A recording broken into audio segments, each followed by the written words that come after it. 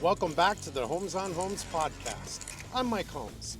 I started this podcast to keep educating people on how to make it right, just like I've been doing for over 20 years on television. Here, you'll find raw, unscripted conversations with experts on building healthy homes, choosing quality products, safety at home, and more. Let's get started.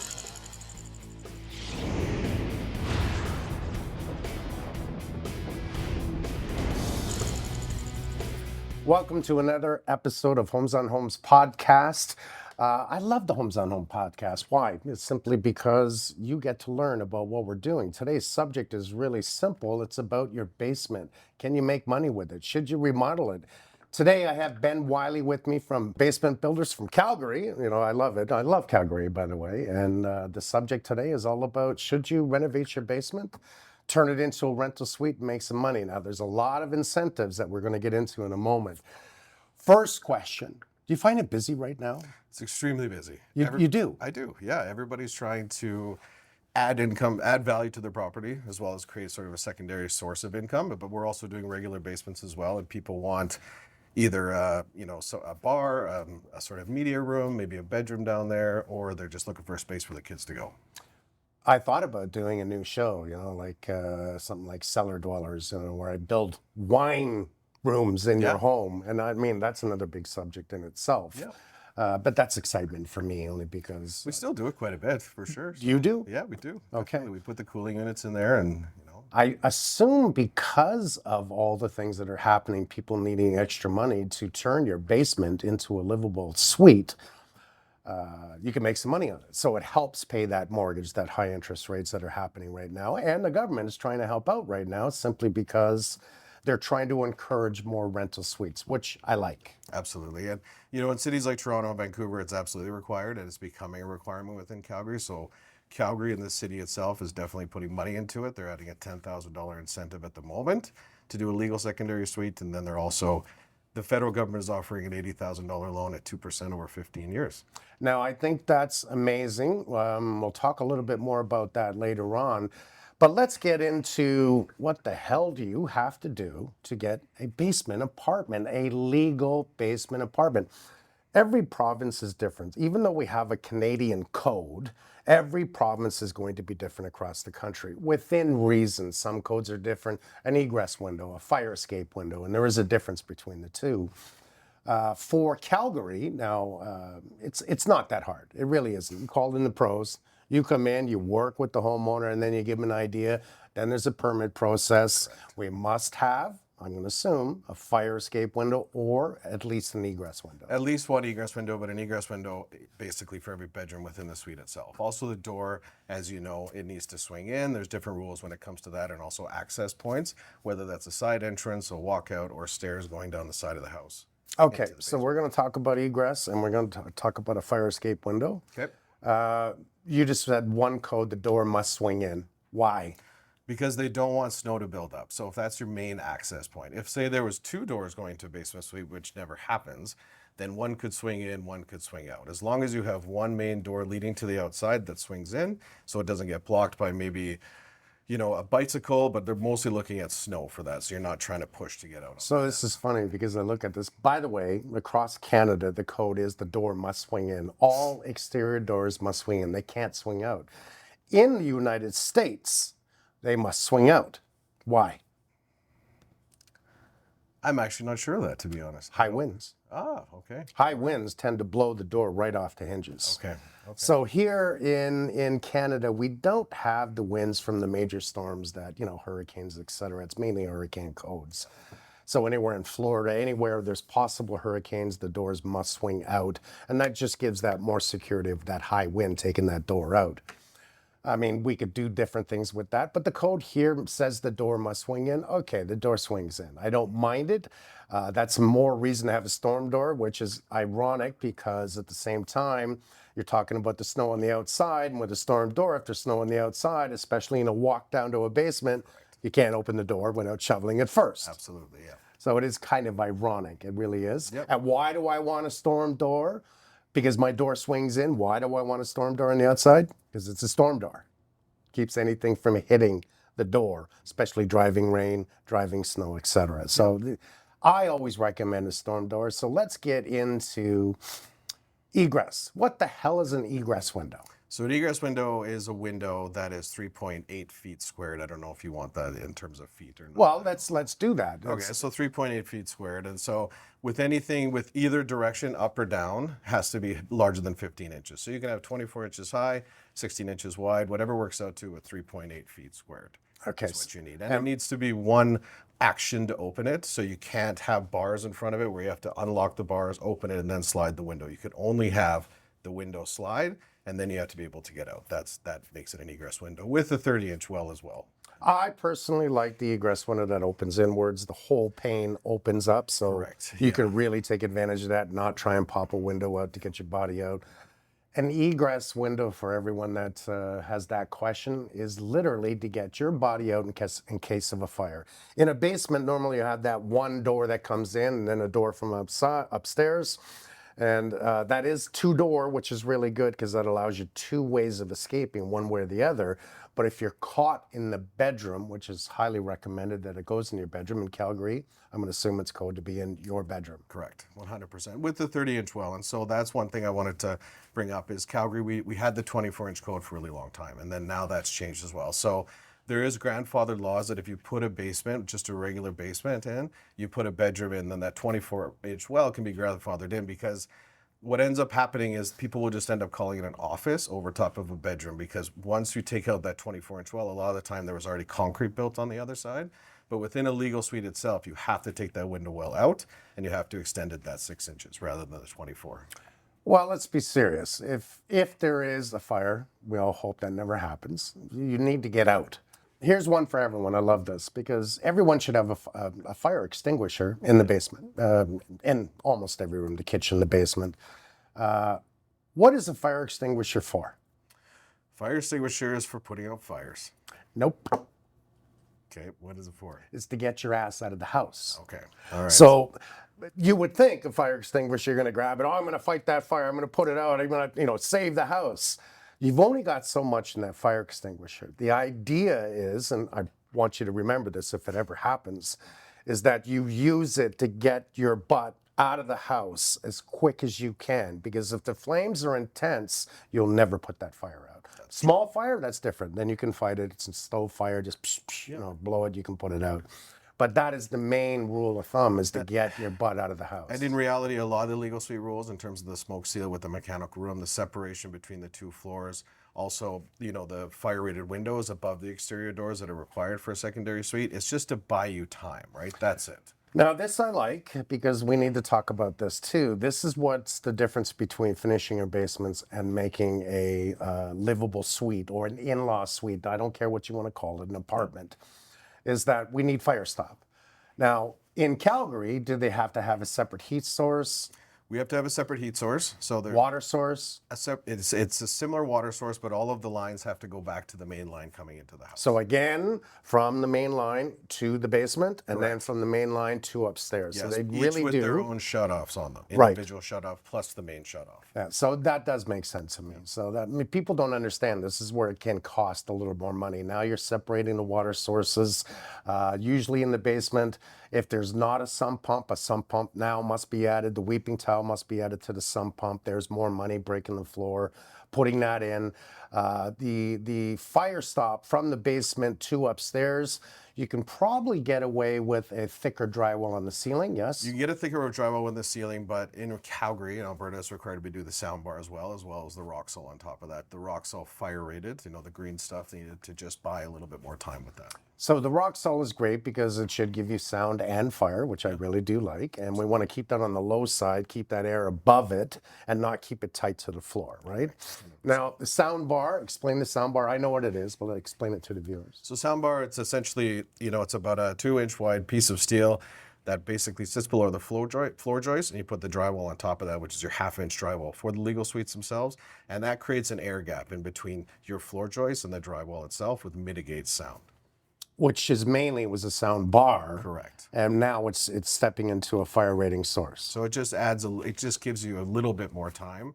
Once it hits that drywall, goes through the drywall, has to go through that into the rock salt. It gives you all those seconds you need to get out of the house. Right, which I like. And then you got a fire stop with all the ductwork. You're going to have to wrap all that, create that fire stop. And that's one thing for your viewers to know is that can be the most difficult thing. And then that's thing you maybe when you're even buying a house and you're looking to put a suite in the basement, it's important to see where the furnaces are, because if they're in the middle of the basement or they're in a close to the wall, or it's very tight where it sits right now, it can be very difficult to smoke seal that room. And that's the number one reason that people do fail their permits, is because that's a very difficult room to smoke seal after the fact. Now, you're talking smoke seal, and what you're trying to do is stop that smoke from getting upstairs Yes, correct. and affect somebody living upstairs. Yep. But more than anything, it's the fire stop. That's why we call it a fire stop. So smoke, would you call it smoke stop? Would you call it? So it's in the inspectors in Calgary, they require it as a smoke sealed room. They don't call it as a fire stop room. It's a smoke sealed room. So basically they explain it like you're taking a box and you're putting it on top of the furnace room. Nothing can get out of that room. That's how they look at it. We call it a fire stop here in Ontario. So that's okay. There's two different ways. It's still the same crap, different pile. 100%. Now, these are things that a lot of people out there don't realize that are going to be costly, because it isn't just, if you don't have a door to the basement from the outside, you're going to put in a door. You're going to dig down, you're going to put a drain in the floor. That's got to also be attached to the sump pump. And that's, you want that drain at the bottom of the stairs just in case of pouring rain, snow melt. You don't want that turned into a bathtub where the water comes back inside the door or into the basement. Yeah. So these become very costly. In your mind, what is the average cost for a basement apartment? So I would say in Calgary, we're looking at a standard of about $80,000 as a starting point. That would be sort of your newer homes with the egress windows already in place. You already have the rough-in for the bathroom as well. You have a furnace that's more reasonable. Everything's kind of there. And that would be your walkout, or there's a separate entrance off of the staircase, right? From there, you probably go up to about 120 to 130, depending on finishes. Side doors alone, they can range between $20,000 to $30,000. Average cost. Average cost. So when you're looking for a house, I highly suggest that you have a door already in place. There's a great point. If you're looking for a house, think about that. And it's possible in the future, most people don't want someone living in their basement, but who knows what the hell happens in a recession or when times get tough.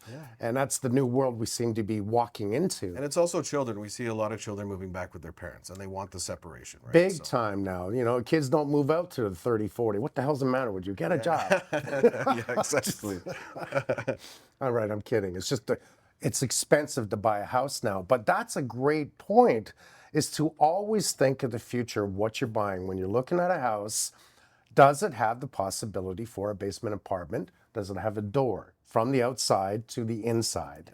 One. Two, does it have egress windows? It's going to have it.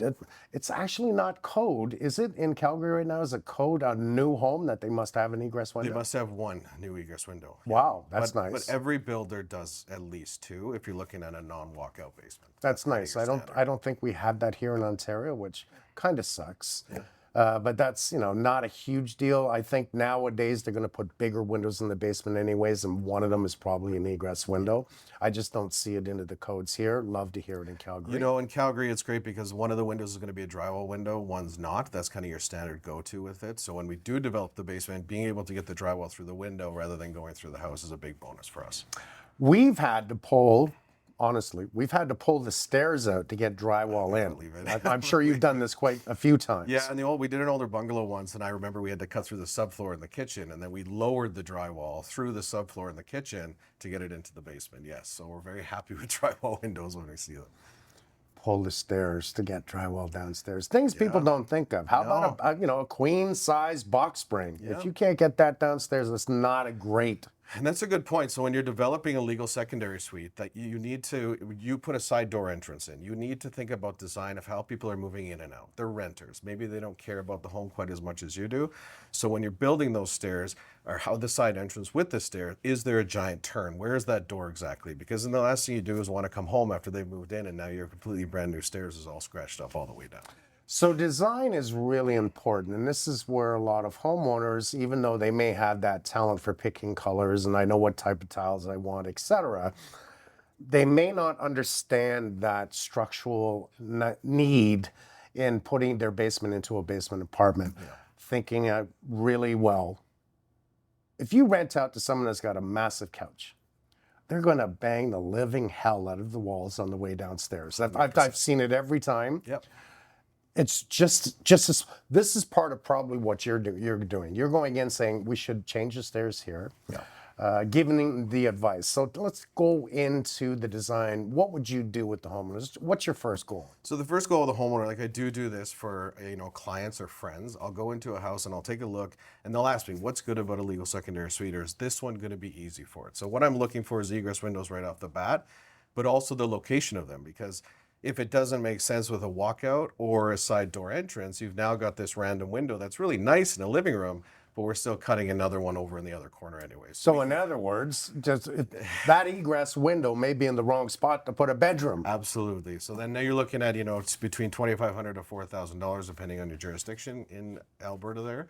And then that can add cost to it. The second thing we're looking for is location of furnace. How easy is it to add a second furnace to it without creating a bunch of bulkheads throughout your basement as well? Because I'm always striving for a better tenant, one that's going to stay a long time, a quality tenant.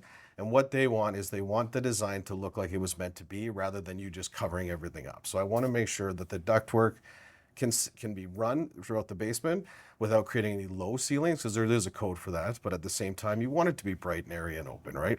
And then what we're looking for is plumbing stacks. That can save you quite a bit. So that's where your bathroom's going to be. Where the laundry's bathroom- going to be. Yeah. Now you can actually cut the floor and put it wherever the hell you want it, but now venting it, putting air behind the drain, because you have to have that air behind the water. Correct. Will you have to do damage to get upstairs? And then you're going into the ceiling. If it's an older bungalow, you might have asbestos you need to test for. Then it's a roof repair. Those types of things is what takes something from $80,000 to $130,000 really fast. Like, there's no book out there that tells you, that's funny, 80,000 to 130, real simple, right? Yeah. There's no book that tells you, oh, any house, you can do what you want. The truth is, you can. It's how much is it going to cost you to get you there? For sure. An older home, anything that's 1985 or younger, you have to check for asbestos. The rule of thumb was 1980. They outruled asbestos in the plaster, asbestos tile, asbestos acoustant breaker boards from the furnace or boots around all registers that they put in. Now, they allowed 5 years for that to be, so that now means 1985. Mm-hmm.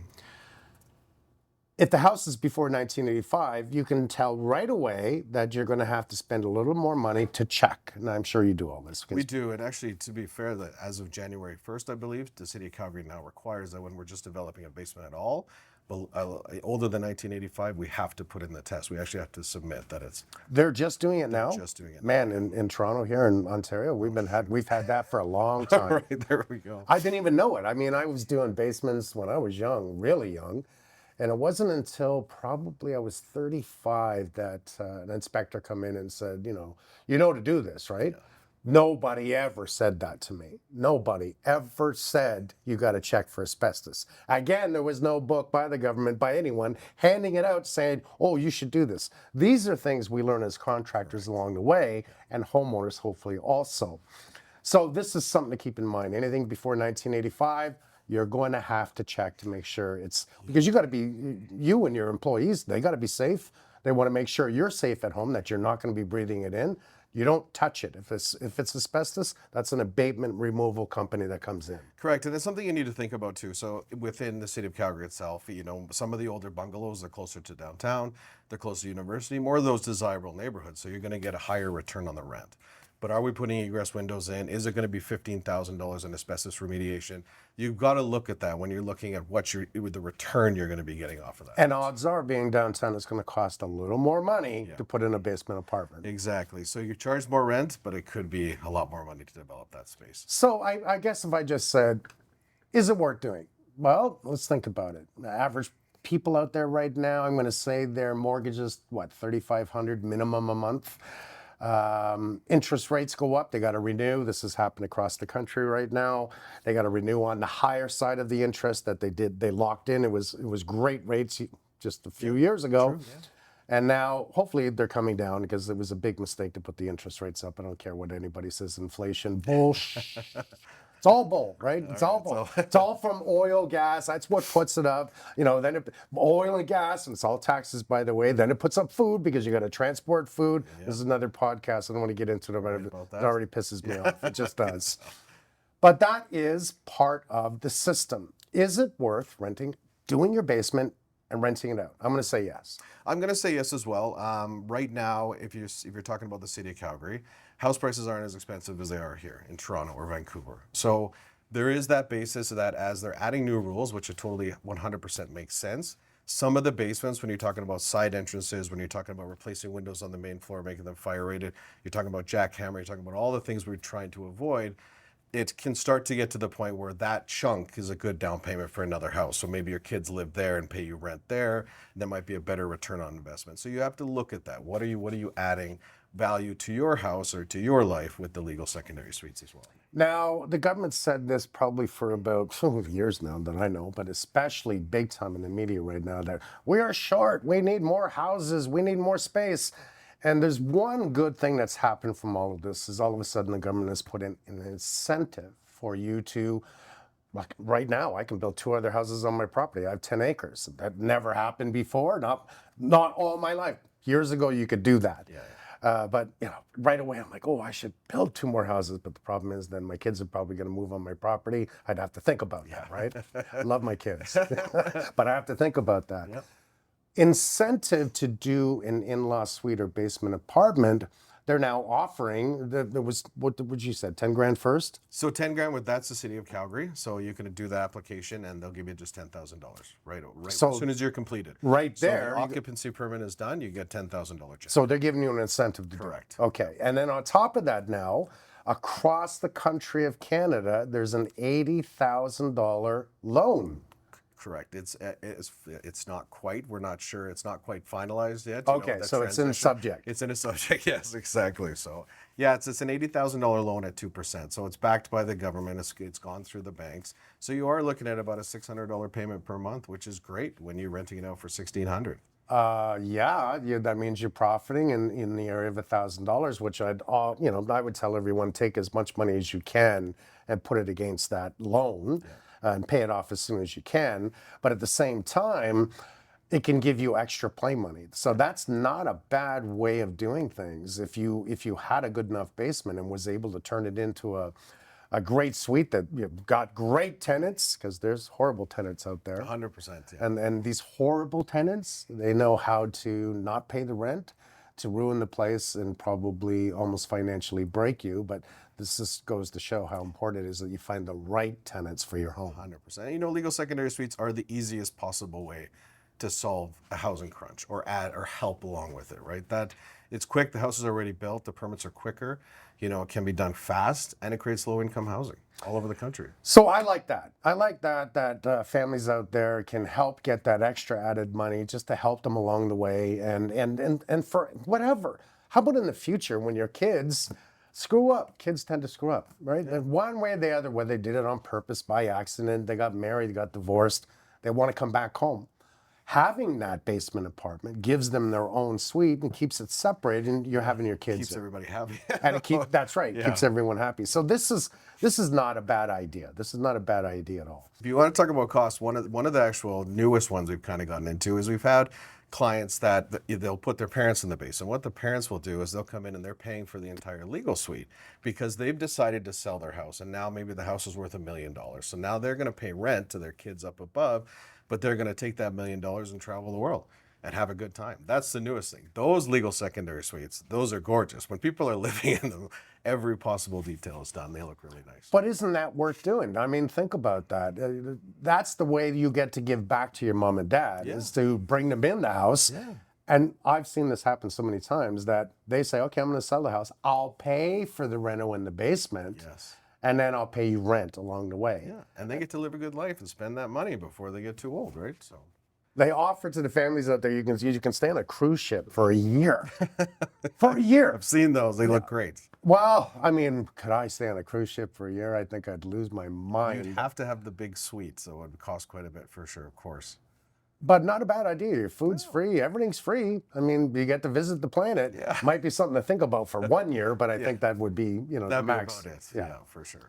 So let's talk about possible problems that we're seeing. I mean, here it's really, can you put the door at the side of the house? You know, houses are so tight together. There's a lot of problems with the backyard. Where are you going to put it? How about Calgary? Calgary, it's about the same. I think that, people have been more accepting of legal suites, and I can see that the sort of tone and mood towards the legal secondary suites has changed a little bit. So when it does come to the doors, that can definitely add about 3 or 4 more months onto your permit process, instead of having a walkout or a side entrance already there.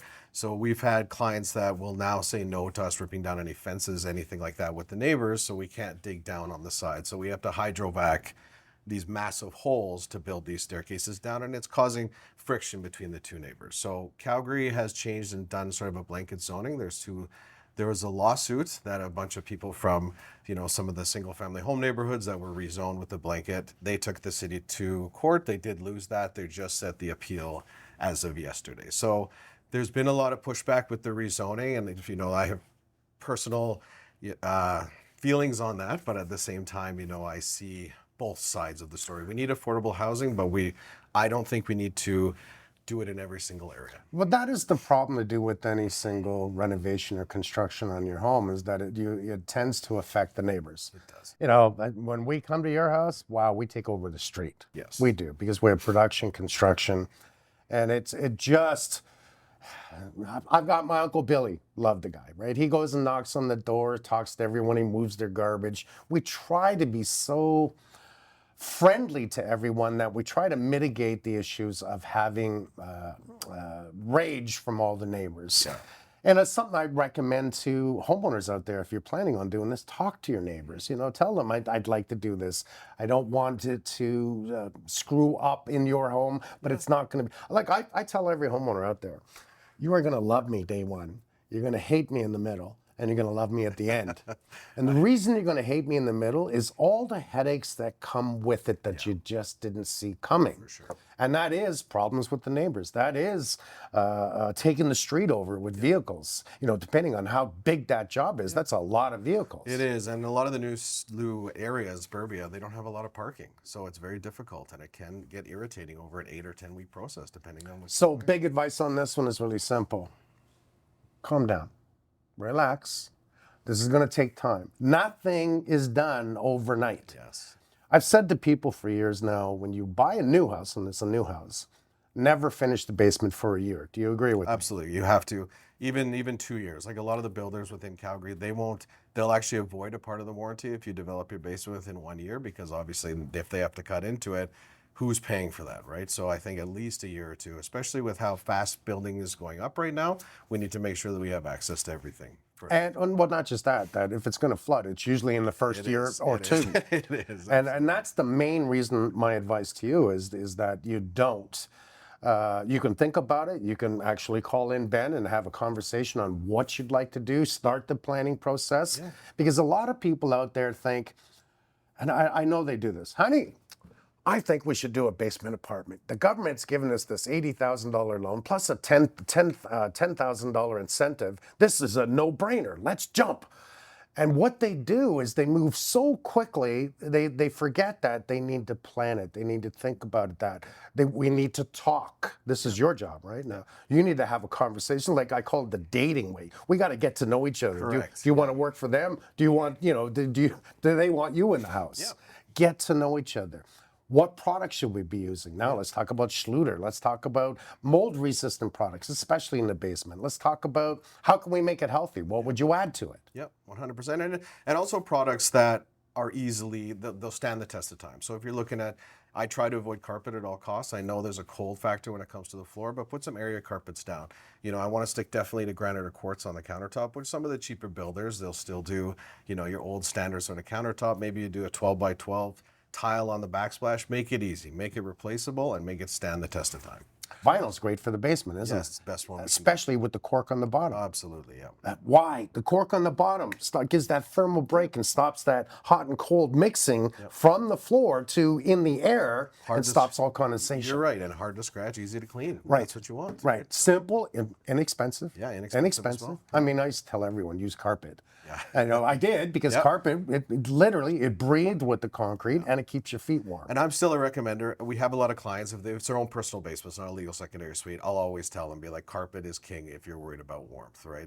None of the other sort of cork underlays or anything like that are going to have the same effect. So if that's your biggest point that you want to do within your basement, then do carpet. And it's inexpensive and you can change it in the future. Absolutely, yeah. It's just you don't want to change it after every tenant. That could get a little expensive if you do with the legal suite itself. Which makes sense. Spend your money on the hardscape. The soft stuff is quite simple. Right? Don't focus on, oh, I love these cabinets. Yes. Don't focus on what you need. Making sure it's fire rated, making sure it's safe, making sure it's healthy, making sure it makes sense. Whisper Air Repair. I actually love Exper Air Repair. Actually, yeah, I actually have one in my bedroom. So what's the wattage that it runs consistently? I think it's 1 watt, isn't it? 4 watts. 4 watts. Yeah. Okay. So 4 watts continuous power. Works on Nano X technology. That's amazing. And what it does is it's not exhausted outside, so you don't have to worry about any air loss again, which I love. It just pulls the air in and out and cycles. And the benefits of the Exper Air Repair is, tell me some benefits. The benefits, so for the construction side of things? Or Anything. Anything. So the biggest one for Calgary, the benefit for the Exper, and what we've heard from a lot of people, is we are having forest fires. That is a problem within Alberta. It's coming from BC, it's coming from Washington, it's coming from Alberta as well. People will now sleep in their basements because it's the only part of the house with the clean air. It's quite amazing to see. People are really enjoying it. Well, that's the wonderful thing is, one, it literally kills smells. Yeah. So take it right off your bed, right off your clothes, right off the carpet, your furniture. It constantly cleans bad smells. Yeah. So just that health aspect, never mind the one thing you said is from these fires, you stay in the basement, you now really have fresh air. Yeah. Because here's the problem with fires, and there's something I have to say to people out there. I'm a big advocate of ERVs, very big. But if you got an ERV running in an area that's burning, what it's doing is you got to turn it off. Yeah, you have to turn it off. Because it's pulling all that smoke in. Yeah. The idea is to pull, exhaust all the stale air in your home and pull in fresh air. But as soon as there's a fire in your neighborhood, you have to turn that off. There should be an automatic switch on it, but it's easy. Just go right to the breaker, find it, turn it off. Yeah. That's as simple as that. Or the switch by your thermostat. But these are things that I think we can teach people along the way. We want that fresh air, but if there's a massive fire, you don't want to pull that in the house. No, you don't. And this Exper Air solves those problems, right? It does. It helps you, especially in the basement. Yeah, sorry, it helps you with that. But if you have one in the living room and one in each bedroom, that's good enough. And you get the family down there and they'll sleep well during the tumultuous, July and August where it can be very smoky. Yeah, these are other things. I mean, I talk about the 3 little pigs. Shouldn't we build a home that doesn't burn? Yeah, I know. Right? I know. We go into that. That's a whole new podcast. That's right another there. podcast. There's still. We can, by the way. We can build homes. Here we are looking on, I'm sure you are too, looking on the news and seeing, and sorry to hear this, California. I mean, I want to go down there and help. I want to go. That's what I want to do. It's what I do. It's who I am. It's very sad, for sure. What's left standing after the house burns? What's left standing?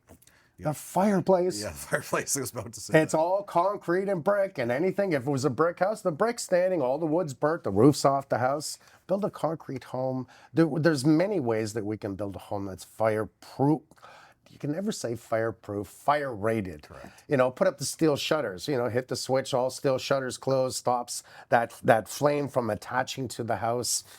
These are good. These are good for hurricanes. These are good for many things. And these are something that I'd recommend, to every single home, because the future is sure looking like we're going to get a lot more rain, a lot more storms, and a lot more fires. So I met you, Ben, 3 years now, 4 years? We're about 18 months. 18 months? 18 wow, months. man. Seems like we've known each other for It does. Right? It does. So with you being just basement builders, which I really respect, I really do, because most generals, people don't know who to hire, how talented they are. Can they do, my second story addition? Can they do my basement?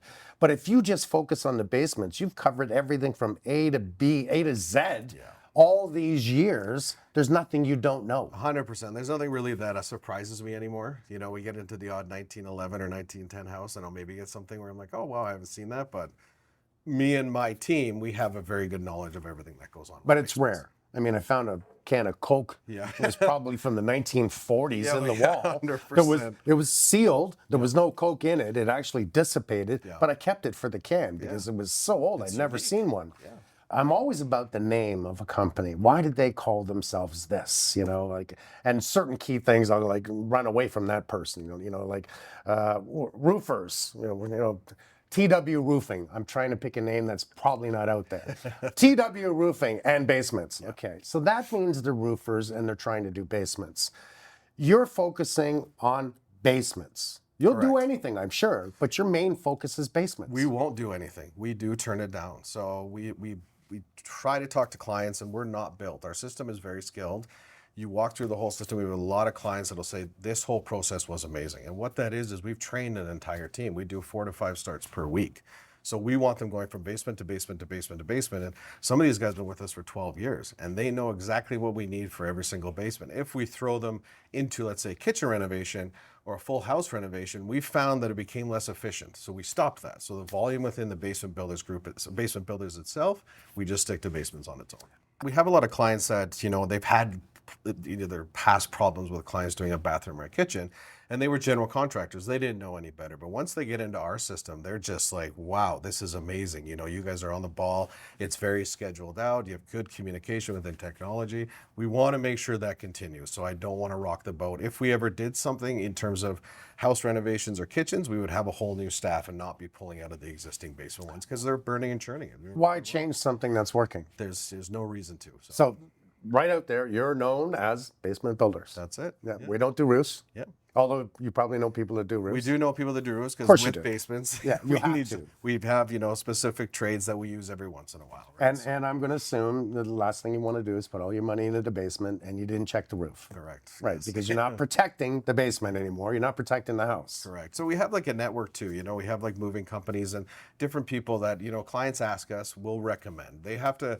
We don't recommend just anybody. Like we have meetings with them, have conversations with them because we don't want to have anything tarnish our brand name. But people do need that. They're just looking for a bit of help, and it's hard to say no, we're not going to do that. But here's a phone number we trust, right? That type of scenario. So. But you're working on a new program. Yes, we are. So right now we are looking for dealers throughout the United States and Canada. We're looking to expand the Basement Builder Group and the formula that we use of basements only, so that we can continue to expand and grow this good system that we have. And that's including the Holmes groups themselves. I like that. Yeah. I like that a lot, actually. If I wasn't so busy, I'd probably be part of that. But I am part of it. You are part because of it. I support you. I respect you for what you do, how you care, how you think, and to most people out there, just to say we only do basements. We don't do anything else. That's it.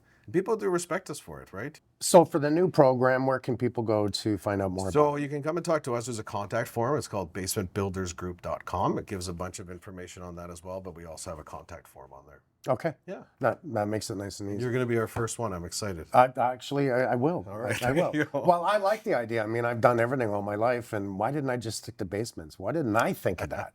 I had to go and build houses, do additions, but I love what I do. I really do. Volume. Let's talk about volume. How many do you handle a year? So I would say on an average year, what did we do last year? So about 240 is what we did last year. That is a lot of basements. It's a lot of basements. That's a lot of basements. We go through and we tried, we listen to the clients. We give them, twice throughout the process, we'll give them an email. How are we doing? Rate us out of 5, see where you're at with it. And if they have some complaints, we're on it right away. We're calling them, just seeing what the issue is, because everybody's different. You kind of touched on it earlier. Every homeowner, they love us at the beginning, hate us in the middle, and love us at the end. And you're 100% right. And depending on what the access point to your basement is, if we have to go through your house and you have trays going through your house, people don't like that. It doesn't matter how bang on you are, they're getting frustrated. So we need to do those check-in calls and explain to them and give them updates and be like, hey, we're almost there. And then once they see it, it's clean, well, they love us. Absolutely love us. So. I love you at the end. Love us at the end. Yeah, well, that's good. They didn't hate you at the end. That's the real. End. So 200. That's an awful lot of basements. That's really good.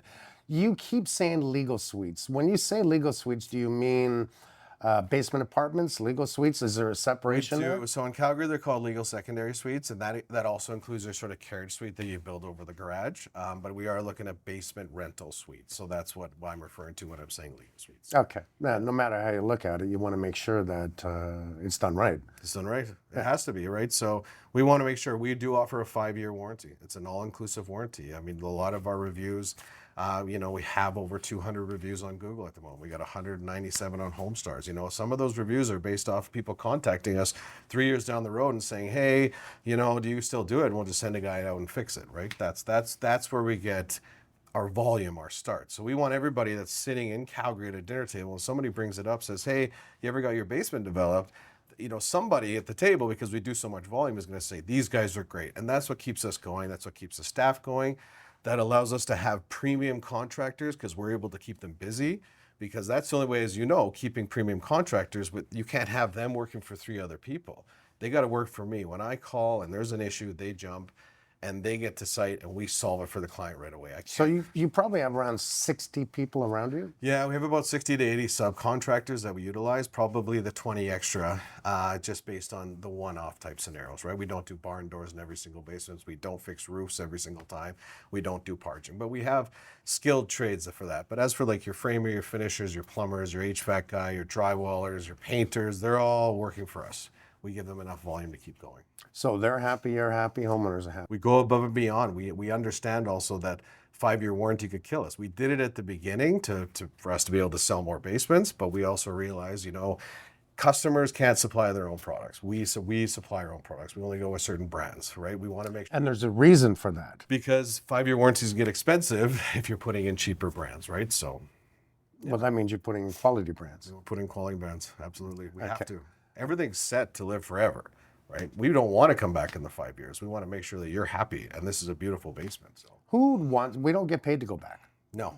We don't get paid to go back to your house, but we go back if something's wrong. Correct. Because you got to make it right. And there's products too. There's products out there that slowly have gotten cheaper over time, and we'll switch them out if need be. If we start to see a trend of some specific product, we'll switch it out, or we'll look for something else, and we'll continue on that 5 years, right? So. Amazing. Yeah. Now, when I put this out that I was going to be having a podcast with you about basement builders, there was a lot of questions out there. I was surprised, but people are interested. Should I do this? What should I know? If I said, what are the top 3 things you deal with or people should ask, what is that? I would say the top 3 things is you want, going back once again to the quality of the tenant. Your tenant can make your life heaven or hell, absolutely 100%. So to get a quality tenant, you want a basement that's bright, you want a basement that looks good and flows properly. That is your absolute key. Because garbage brings garbage. Garbage brings garbage. So that's one thing is for instance, it is code within Calgary, I don't know what it is in Ontario here, that you can have a shared laundry. So you guys can, there can be, a separate sort of entrance from the stairs upstairs going to the mechanical room, and you have shared laundry. It's a code, it works great. But the problem with that is a lot of people that are quality tenants, they don't want to be sharing laundry with anybody else. So right then and there, people will see that and have this beautiful secondary suite. They'll see the shared laundry, they're going to walk. So those little details are what's going to make or break it with your. And that's something people should think about. I don't want to do my own laundry, and there's something in the dryer because I hate that. Yeah. And it's like, okay, wait a minute, is this my family or is it this family? Yeah.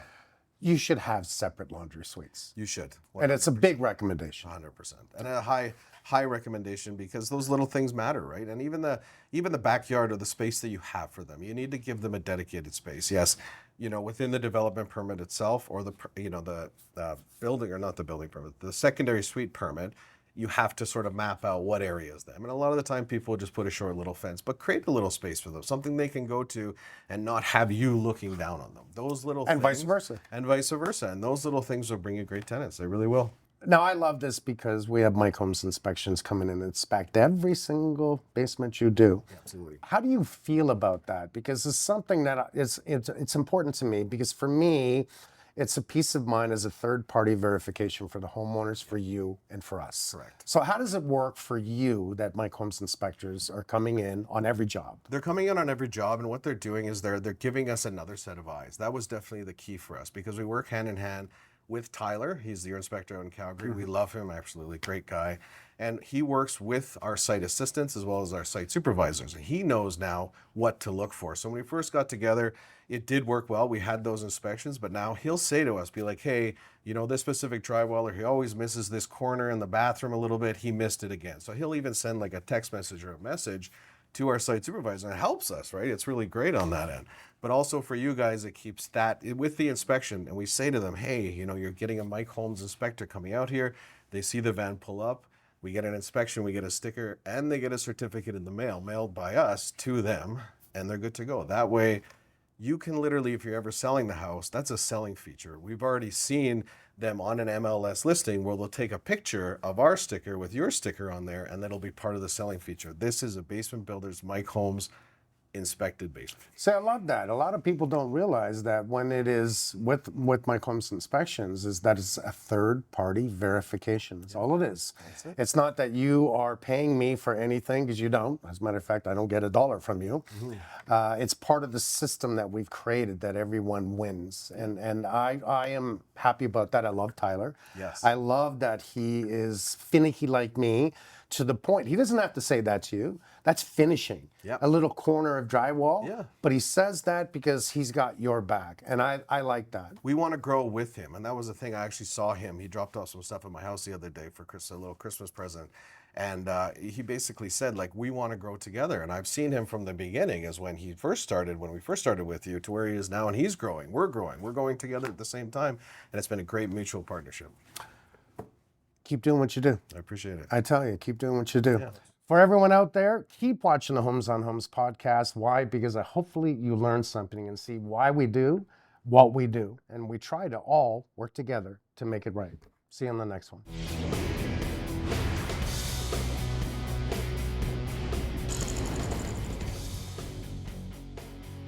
If you like the show, check out the episode page on makeitright.ca for more tips. Listen on Spotify, Apple Podcasts, YouTube, and Amazon Music. Subscribe so you don't miss an episode.